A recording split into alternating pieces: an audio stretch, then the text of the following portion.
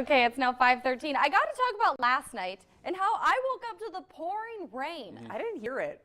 That's I don't understand. crazy. I think I was just in a deep sleep at the time. I mean, good when for did you. that come through, Chase? I was asleep too. It was around, it woke me up around midnight to 1 to 2. It was So crazy. got into the Very southwestern part of the metro at around like 12:30, Yeah. and then just kind of picked up speed as it was moving. It formed about 20 miles away.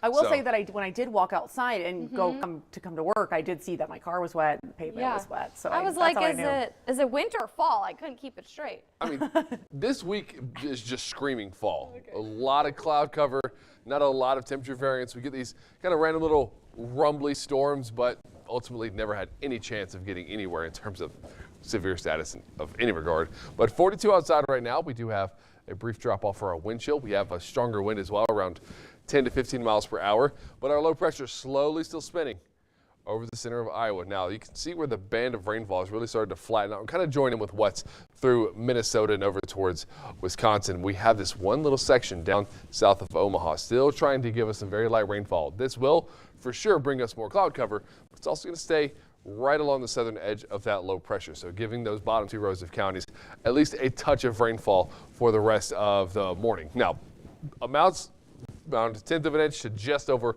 1/4 of an inch in a few spots. This verified, honestly, quite nicely. The only missing factor is that northeastern corner really missed out on any good rainfall. But once the line overnight got to Marshalltown, it really just started falling apart. So it dropped a lot of rainfall for us in terms of what we've been seeing.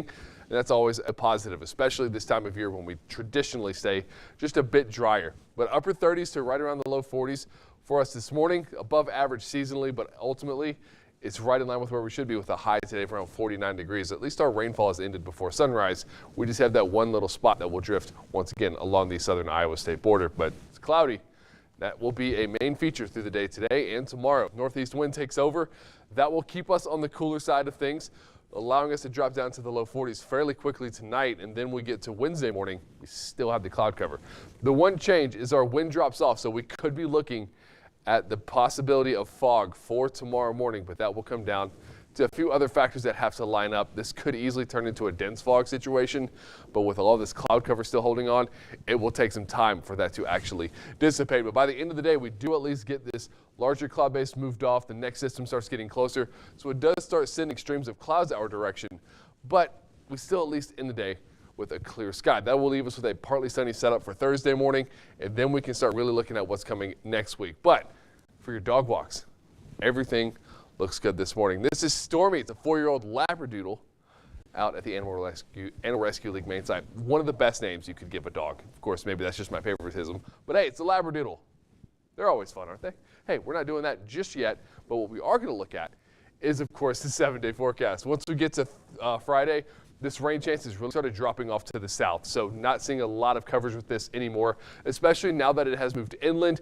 We have a much better idea of the track for this. But before we get to that, we do at least have a chance for some sunshine Wednesday evening, and then kind of a mix of sun and clouds for Thursday. We at least have a better temperature spread. But once we get to the weekend, we get some sunshine, we get some warmth, soak it in, embrace it.